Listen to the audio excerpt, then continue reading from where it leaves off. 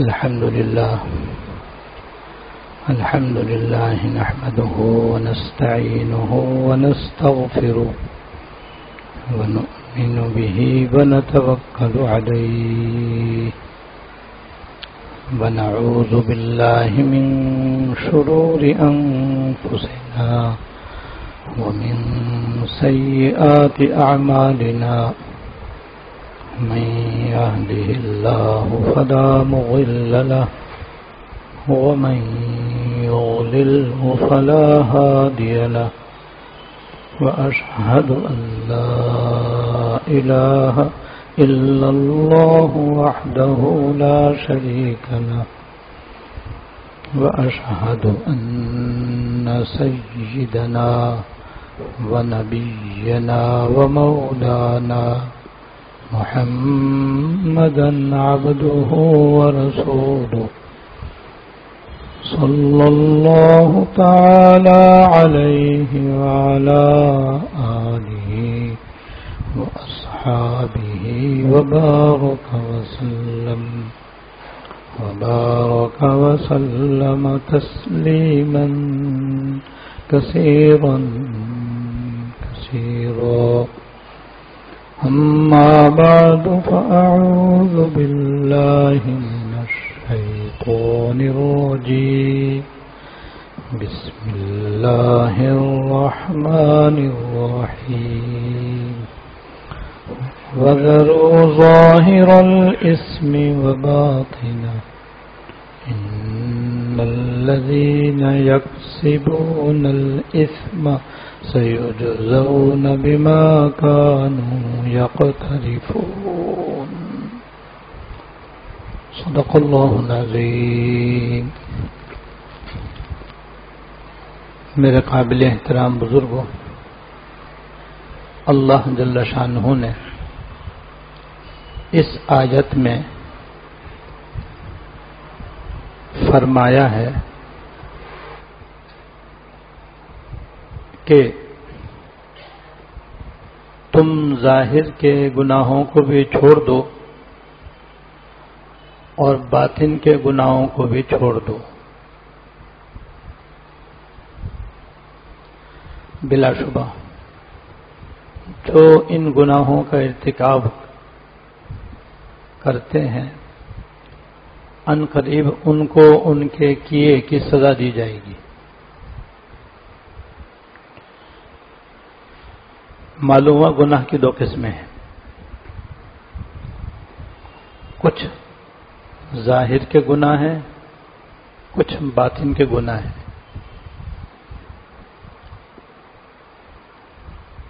عام طور پر عام مسلمان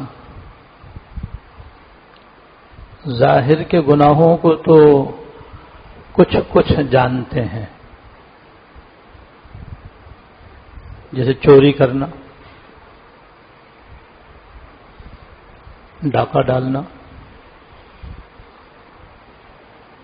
ناحق قتل کرنا، جھوٹ بولنا، غیبت کرنا، حرام کھانا وغیرہ. لیکن جو باطن کے گناہ ہیں، یعنی دل کے گناہ ہیں، ان گناہوں کو اچھے خاصے نیک نمازی دیندار بھی بعض دفعہ نہیں جانتے.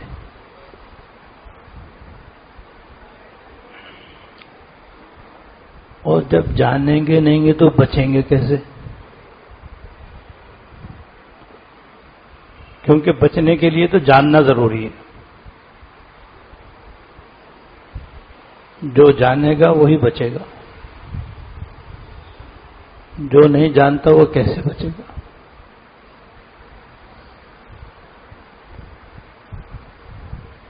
آج میں آپ کی خدمت میں باطن کا ایک ایسا گناہ انشاءاللہ تعالی بیان کروں گا کہ جو بالکل عام ہو چکا ہے.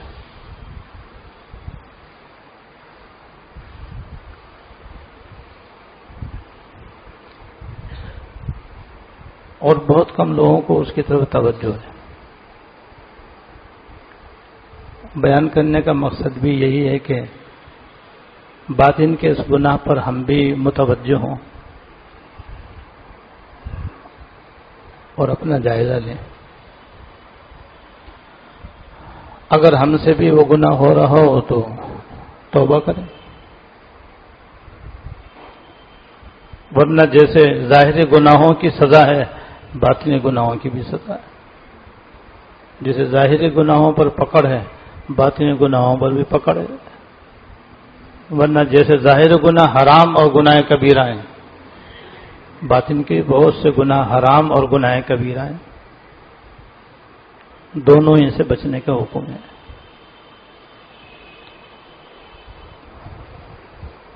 وہ گناہ ہے حرص اور لالچ. حرص و طمع یہ دراصل دل کا گناہ ہے. انسان کے باطن میں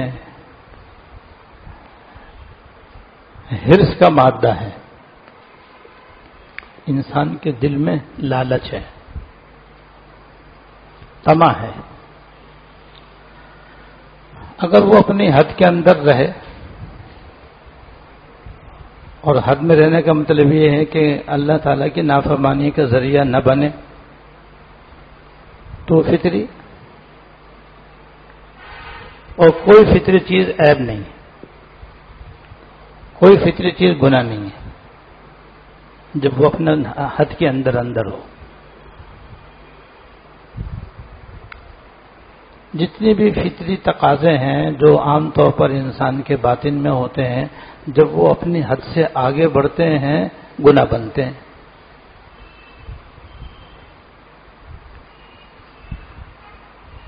حرص و ہوس انسان کے دل میں اگر اپنے حد کے اندر ہو تو فطری ہے، وہ کوئی بری چیز نہیں. بچے سے لے کر بڈھے تک ہوتی ہے. چھوٹے سے بچے کو بھی اگر آپ ٹافی دکھاؤ گے تو ایک دم ہاتھ مارے گا، نہ دو تو روئے گا. یہ حرص ہے اس کے اندر.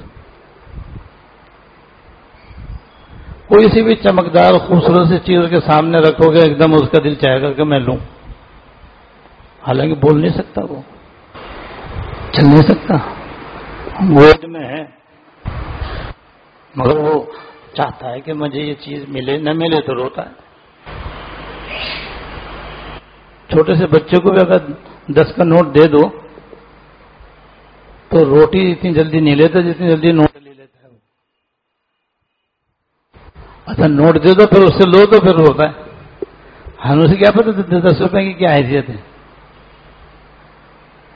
یہ فطری حرص ہے اور طمع ہے، اور یہ اس کی فطرت میں اللہ پاک نے خواہش رکھی ہے. اور اچھی چیز کو دیکھ کر کے لینے کی خواہش اپنی ذات میں بری نہیں، اور اس لیے بری نہیں کی تو فطری چیز ہے.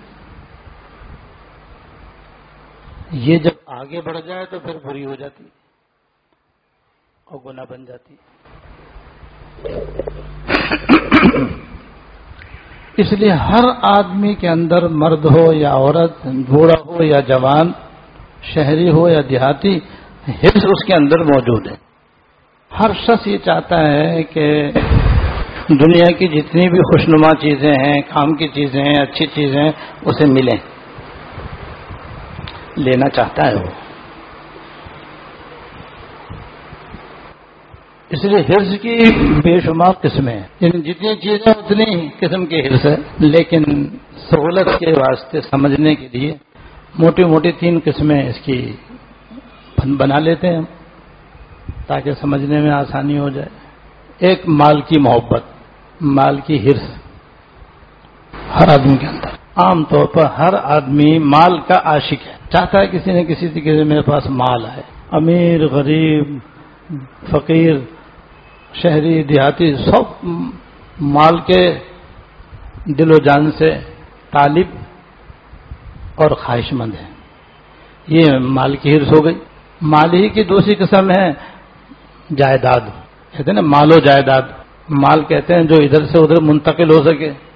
جائیداد اسے کہتے ہیں جو ادھر سے ادھر اٹھا کر نہ رکھی جا سکے، جیسے زمین، مکان، دکان، پلاٹ، کوٹھی، بنگلہ. یہ مال ہے مگر مال غیر منقول کہتے ہیں اسے. اور روپیہ، پیسہ، سونا، چاندی، ڈالر، ریال، یہ مال منقولہ کہلاتا ہے. مال تجارت، ساز و سامان، یہ بھی مال ہے لیکن یہ ایک جگہ سے دوسری جگہ منتقل ہو جاتا ہے. تو انسان میں دونوں قسم کے مالوں کی بے پناہ محبت پائی جاتی ہے. اور اتنی ہے کہ حدیث شریف میں آتا ہے کہ انسان کی حرص کا یہ عالم ہے کہ اگر اس کے پاس سونے کی ایک وادی بھری ہوئی ہو، وادی سونے سے بھری ہوئی، وادی کہتے ہیں دو پہاڑوں کے درمیان میں جو خالی جگہ ہوتی ہے نشیب والی، اسے وادی کہتے ہیں. کتنی بڑی ہوتی ہو، منو ٹنو سونا اس کے اندر آ سکتا ہے. وہ بھی اگر کسی کے پاس بھری بھی ہو تو حدیث میں ہے کہ وہ دوسری وادی حاصل کرنے کی کوشش کرے کہ ایک تو ہو گئے ایک اور ہو جائے، دوسری ہو جائے گی تو پھر کہ ایک اور ہو جائے. آپ نے فرمایا انسان کا پیٹ مٹی بھر سکتی ہے اور کوئی چیز نہیں بھر سکتی. یعنی مر کر ہی یہ حرص ختم ہوگی ورنہ ختم نہیں ہوگی. پھر یہ فرما دے کہ اللہ تعالیٰ اپنے انہی بندوں کی طرف خصوصی رحمت فرماتے ہیں جو اللہ تعالیٰ کے ہو جاتے ہیں، جو دل و جان سے توبہ کرتے ہیں، یعنی اس گناہ سے بچتے ہیں اور دیگر گناہوں سے بھی بچتے ہیں. ان پر اللہ تعالیٰ خصوصی کرم ہوتا ہے اور وہ اس بیجا حرص و طمع سے محفوظ ہو جاتے ہیں. اور تیسری بڑی اور موٹی قسم یہ ہے کہ فضول باتیں کرنا، فضول کام کرنا، اس کی بھی انسان کا بڑی حرص ہوتی ہے. بیکار کام کرنے کا بڑا شوق ہوتا ہے آدمی، بیکار باتیں کرنے کا بڑا شوق ہوتا ہے. اور یہ حرص ایسی ہے کہ تقریباً سبھی اس میں مبتلا ہیں اللہ ماشاء اللہ. شاید ہی کوئی اللہ کا بندہ بچا ہو، کیونکہ لایانی فضول کام کرنے، فضول باتیں کرنے کا تو عام وبال ہے. دیندار غیر دیندار میں بھی فرق نہیں ہے. اور یہ فضول باتیں کرنا، فضول بیٹھنا، فضول کام کرنا، اس کی بنیاد بھی حرص ہے. یہ تین موٹی موٹی قسم ہو گئی. اب میں بس پہلی قسم لے لوں آپ کے سامنے، کیونکہ جتنا وقت اتنی بات، اور تھوڑی بات زیادہ بہتر ہوتی ہے کہ وہ ذہن میں اتر جائے اور خدا کرے میرے اور آپ کے عمل میں آ جائے. تو حرص تو موجود ہے مال کی، اب چاہے منقولہ مال ہو یا غیر منقولہ، یہ حرص جو ہے کم ہونی چاہیے. یہ اس کا علاج ہے. بڑھی بھی نہیں ہونی چاہیے، حد سے آگے نہ بڑھے، حد کے اندر رہے. اور ہم جب اپنے گریبانوں میں دیکھتے ہیں تو بھائی ہماری حرص و حوث تو حد سے ہی بڑھی ہوئی. اور حد سے بڑھا ہوا ہونے کی علامت یہ ہے کہ آدمی مال و جائیداد کے سلسلے میں حرام اور ناجائز کاموں سے نہ بچے، گناہوں سے نہ بچے، کیونکہ مال و جائیداد کے متعلق بھی بے شمار گناہ ہیں اور بے شمار فرائض و واجبات ہیں. فرائض و واجبات ادا نہ کریں، حرام و ناجائز کاموں کے اندر مبتلا رہے. اب آپ کہیں گے ہم کون سے حرام کھا رہے ہیں کیا؟ ایک گناہ میں بتاتا ہوں آپ کو جو عام طور پر مال و جائیداد کی بے اندازہ محبت کے نتیجے میں ہو رہا ہے. شاید اللہ کوئی بندہ اس سے بچا ہوا ہو. وہ یہ کہ مال و دولت حاصل کرنے میں اتنا منہمک ہونا کہ دن رات اس میں کھپا ہوا ہے، بس کمانا کھانا ہی زندگی کا مقصد بنا ہوا ہے. بس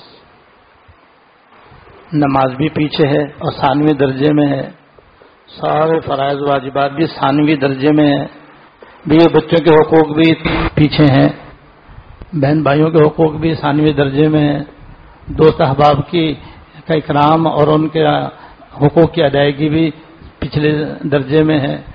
سارے حقوق العباد اور حقوق اللہ پیچھے، مال و دولت کمانا سب سے پہلے، تن من دھن اس پہ قربان. مال و دولت کمانے میں تن من دھن قربان. نہ رات کی پرواہ، نہ دن کی پرواہ، نہ بچوں کا خیال، نہ والدین کا کوئی ادب اور ان کا حق کا ادائیگی، کچھ نہیں. بس دن رات دنیا کمانے میں، پیسہ کمانے میں، دولت کمانے میں ایسے غرق ہیں کہ کسی چیز کا ہوش نہیں ہے. نہ بچوں کے لیے اس کے پاس وقت ہے، نہ بیوی کے لیے اس کے پاس کوئی وقت ہے، نہ دوست احباب کے لیے کوئی وقت ہے. بس جب بھائی وہ فلاں سفر پیش آ گیا تھا، بھائی اب میں وہاں جا رہا ہوں، ایک فیکٹری دبئی میں لگی ہوئی ہے، ایک فیکٹری پاکستان میں لگی ہوئی ہے، اب ملیشیا جا رہا ہوں، وہاں بھی لگانی ہے. یہ جان جب چھوڑتے، جب ہارٹ اٹیک ہو جاتا ہے اور بستر پہ جا کے لیٹ جاتا ہے اسپتال میں. اب دولت پانی کی طرح بہ رہی ہے اور صحت کو ترس رہا ہے. تب اسے ہوش آتا ہے، ارے میں کیا کر رہا ہوں. اور یہ ہوش بھی شاذ و نادر کسی کو آتا ہے، بننا تو وہ تو موت گھاٹی اترتا ہے اور سارا عذاب اپنے گردن پہ لے کے چلا جاتا ہے. کیونکہ دنیا کا مال کا حاصل دو ہیں بس، حرام میں عذاب، حلال میں حساب. کتنی کما لو، کتنی ارب پتی بن جاؤ، کتنی کھرب پتی بن جاؤ، حلال ہے تو حساب دینا ہوگا، حرام ہے تو عذاب یقینی ہے. اللہ کہ توبہ کر لے. تو دنیا کمانے میں، دولت کمانے میں، مال و جائیداد بنانے میں اس قدر انہماک کہ دیگر حقوق اللہ، حقوق العباد سب پامال ہو رہے ہیں. یہ گناہ حد سے زیادہ ہمارے اندر پایا جاتا ہے. حاجی نمازی سب مبتلا ہیں اللہ ماشاء. یہ ہے مرض اور یہ ہے وہ گناہ جو عام ہو چکا ہے. اب اس کا علاج یہ ہے کہ اتنی زیادہ مال کمانے کی محبت، حاصل کرنے کی محبت قطعاً نہیں ہونی چاہیے. پھر کیا کرنا چاہیے اس کے حد میں لانے کے لیے؟ اس کے لیے چند کام کرنے کی ضرورت پڑتی ہے. جب جا کر کے یہ بے لگام گھوڑا قابو میں آئے گا، وہ یہ کہ سب سے پہلے تو آدمی مراقبہ موت کرے. کیونکہ موت کا مراقبہ اس کے لیے مثل آرے کے ہے. جیسے سخت سے سخت لکڑی، چاہے برمٹی کی کیوں نہ ہو، آرے سے کٹ کر ٹکڑے ٹکڑے ہو جاتے ہیں. اس کے موت کا مراقبہ جو ہے وہ اس کے لیے مثل آرے کے. روزانہ 10 منٹ نکالو اور تنہائی میں بیٹھو، جہاں آپ کے اور اللہ کے کوئی اور نہ ہو، اللہ اور اللہ تعالیٰ کے اور آپ کے سوا کوئی اور نہ ہو. اور پھر وہاں اپنے مرنے کو سوچو. بس یہ 10 منٹ اپنے موت کو سوچنا، بس سمجھو اس بے جا حرص و ہوس کا آپریشن ہے. یہ جو حد سے آگے بڑھی ہوئی ہے محبت، آہستہ آہستہ فوراً فاسد مادہ نکلے گا اس آرے سے اور وہ اندر آنی شروع ہو جائے، حد میں آنی شروع ہو جائے گی. حد میں آنے کی علامت یہ کہ پھر وہ مال کے بے تحاشا کمانے، حاصل کرنے کی ہوس سے مافول ہوگا، اور جو موجود ہے اس کے اندر اللہ تعالیٰ کے حقوق ادا کرنے میں آگے بڑھے گا. بندوں کے جو حقوق واجب ہیں ان کو ادا کرنے میں پیش قدمی کرے گا، اور ان میں جو مستحب حقوق ہیں ان کو بھی ادا کرنے کے لیے کوشاں ہوگا. یہ اس کے اعتدال میں آنے کی علامت ہے. پہلا کام موت کا مراقبہ. دوسرا کام یہ کرنا ہوگا کہ بلا تاخیر مال کے جو حقوق و فرائض ہیں وہ جانے، اور فرائض و واجبات جان کر بلا تاخیر ان کو ادا کرنا شروع کر دے. چند مثالیں بتاتا ہوں جو ہمیں پہلے سے معلوم بھی ہیں لیکن تازہ ہو جائے گی بات. سب سے پہلے زکوٰۃ فرض ہے. پائی پائے کا حساب چٹھا جوڑ کر، اندازے سے نہیں، چٹھا جوڑ کر کے پائی پائے کا حساب بنا کر کے زکوٰۃ الگ کرے، اور پھر مفتی صاحب سے معلوم کر کے کہ زکوٰۃ کا شرعی مصرف کیا ہے، کون اس کا مستحق ہے، اس کو مالک اور قابض بنا کر کے ادا کرے. یہاں دونوں باتوں میں غلطی ہوتی ہے. چٹھا جوڑ کر حساب کرنے والے بہت کم ہیں، اندازے سے اندھے کی لاٹھی مارنے والے بہت، جس میں کچھ زکوٰۃ ادا ہوتی، کچھ نہیں ہوتی، کبھی ہوتی کبھی نہیں ہوتی. اور اس سے بڑھ کر غلطی کرنے والے وہ ہیں جو ہر ضرورت مند کے ہاتھ میں زکوٰۃ ٹکا دیتے ہیں، یہ نہیں دیکھتے کہ شرعاً یہ زکوٰۃ کا مصرف ہے بھی یا نہیں. اور جو واجب حقوق ہیں ان کو ادا کرے. یہ تو فرض، زکوٰۃ تو فرض ہے. حج فرض کے اندر مال خرچ کرنا بھی فرض ہے. اور جب جہاد فرض ہو جائے اور مال آدمی کے پاس موجود ہو تو مال بھی خرچ کرنا فرض ہے. اس کے بعد واجب کا درجہ ہے. واجب کے اندر صدقہ فطر واجب ہے, قربانی واجب ہے, بیوی بچوں کا نان نفقہ واجب ہے. منت مان لے اور اس کے اندر مال یا پیسہ یا کپڑا دینے کی منت مان لے, منت پوری ہو جائے تو دینا واجب ہے. قسم کھائی تھی, قسم توڑ دی, کفارہ واجب ہو گیا, اور مال موجود ہے تو مال دینا واجب ہے. ماں باپ اگر غریب ہیں اور کمانے قابل نہیں ہے, بیٹا صاحب رشتہ دار ہے تو ماں باپ کا نان نفقہ واجب. ایسے بہن بھائی اور قریبی رشتہ دار میں درجہ بدرجہ جو لوگ معذور ہوں, کمانے کھانے قابل نہ ہوں, تو ان کا بھی نان نفقہ شرعی حدود کے مطابق واجب. اس کے بعد آگے مستحب درجے ہیں. جتنے درجات مستحب ہیں, مسنون ہیں, وہاں پر بھی مال خرچ کرے. جس میں ایک چیز تو ہم سبھی جانتے ہیں کہ بھئی نفلی صدقہ دینا چاہیے. جتنا ہم یہ مال اپنے پاس سے نکالیں گے نا, حرص کا علاج ہوگا. مراقبہ موت. نمبر 2, اس مال کو اپنے پاس سے نکالو, اور جہاں جہاں اللہ اس کے رسول نے حکم دیا ہے خرچ کرنے کا, کہیں فرض, کہیں واجب, کہیں سنت, کہیں مستحب, کہیں جائز, زیادہ سے زیادہ وہاں خرچ کرو. جتنا آپ اس مال کو اپنے پاس سے نکالو گے, حرص کم ہوتی چلی جائے گی, اس کی جو بیجا محبت ہے وہ گھٹتی چلی جائے گی. لیکن صدقہ دینے میں بھی شریعت کے مطابق دینا ضروری ہے. اپنے بنائے ہوئے طریقوں کے مطابق دینا ناجائز ہے. جیسے میں کئی مرتبہ بتا چکا ہوں کہ لوگ جب بیمار ہوتے ہیں کالا بکرا صدقہ کرتے ہیں, ناجائز ہے یہ, کیونکہ اس کے اندر غلط عقیدہ پایا جاتا ہے. خاص خاص دن مقرر کر رکھے ہیں, خاص خاص چیزیں مقرر کر رکھی ہیں صدقے کے اندر, ناجائز ہے یہ. نتیجہ 10واں 20واں 40واں برسی, جمعرات, اور خاص خاص دنوں میں خاص خاص چیزیں صدقے کے اندر مقرر کر رکھی ہیں. یہ ناجائز رسمیں ہیں, ناجائز طریقے ہیں, جن سے بچنا واجب ہے. اس میں بجائے مال دینے کے اور ثواب ملنے کے الٹا گناہ ہوگا. اجتماعی قرآن خوانی کا کتنا رواج ہے ہمارے یہاں, وہ خالی خولی نہیں ہو سکتی ہے. اس میں یا تو کھانا ضروری ہے, ورنہ چائے پانی ضروری ہے, ورنہ ہو ہی نہیں سکتا. اور یہ قرآن خوانی میں چائے پانی ناشتہ کھانا حرام ہے. کھانا بھی حرام, کھلانا بھی حرام. ہمارے اس کے بغیر اجتماعی قرآن خوانی ہو ہی نہیں سکتی. ایک دفعہ ہو جائے تو پھر برسوں تانے سننے پڑیں گے کہ ایسا کنجوس مکی چوس کہ اپنے مرحوم کے لیے 10 قرآن شریف ختم کروا لیے اور ایک چائے کی پیالی نہیں پلائی. معلوم ہے 10 قرآن شریف ایک چائے کی پیالی کے لیے پڑھے گئے تھے بھائی, اور قرآن شریف کے عوض لے کے پڑھنا حرام.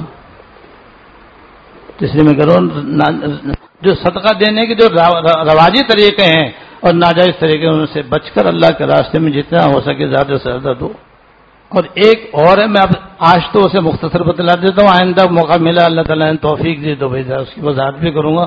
وہ تو تقریباً ہم سبھی تقریباً اس میں مبتلا ہیں کہ اسی حرص کے نتیجے میں انسان کا حال یہ ہے کہ بے تحاشا ساز و سامان خرید کے اپنے گھر کو اسٹور بنا رکھا ہے یا کباڑ خانہ بنایا ہوا ہے. کیوں؟ حرص یہ ہے کہ جو چیز پسند آئے لے لو. اور انسان کی حرص تو اندھی ہے, جو چیز پسند آ جائے بس وہ تو ہاں اچھی لگ رہی لے لو. ضرورت ہے نہیں اس کا کوئی دیکھنے والا نہیں, ضرورت ہے یا نہیں اس کا کوئی دیکھنے والا نہیں, اللہ ماشاء اللہ. تو بلا ضرورت بھی بس اچھی لگ رہی ہے تو لے لی. اب لے کے وہ گھر کیا ہے, وہ جناب ایک اسٹور ہے وہ, جس میں ہر چیز درجنوں کے اعتبار سے موجود ہے. استعمال میں ایک درجن بھی نہیں ہے اور درجنوں چیزیں موجود ہیں. کچھ سڑ رہی ہیں, کچھ گل رہی ہیں, یہاں تک کہ بہت سی چیزیں تو ایسے تو یاد ہی نہیں ہے کہ ہمارے پاس ہیں. یہ جب کبھی الماری کو اچھا اوہو یہ بھی ہے, ہاں بھائی یہ 10 سال پہلے کی خریدی ہوئی ہے, وہ میں عمرہ کرنے گیا تھا تو وہاں یہ مجھے بڑی اچھی لگی تھی, آج تک استعمال میں بھی نہیں آئی اور یاد بھی نہیں تھی. یہ بھی حرص کا کرشمہ ہے جس کی وجہ سے گھر جو ہے وہ تنگ ہو گیا ہے. اتنی چیزیں خرید لی کہ اب گھر رہنے کے لیے تنگ ہو گیا ہے. وہ تنگ ہم نے کیا ہے اپنی اندھی حرص کی وجہ سے.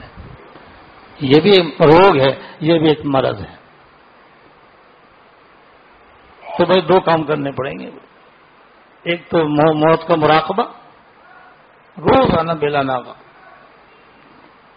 دوسرے یہ کہ جہاں جہاں اللہ پاک نے مال خرچ کرنے کا حکم دیا ہے خرچ کریں, دل کھول کر خرچ کریں, دل کو کشادہ کریں, تنگ نہ کریں.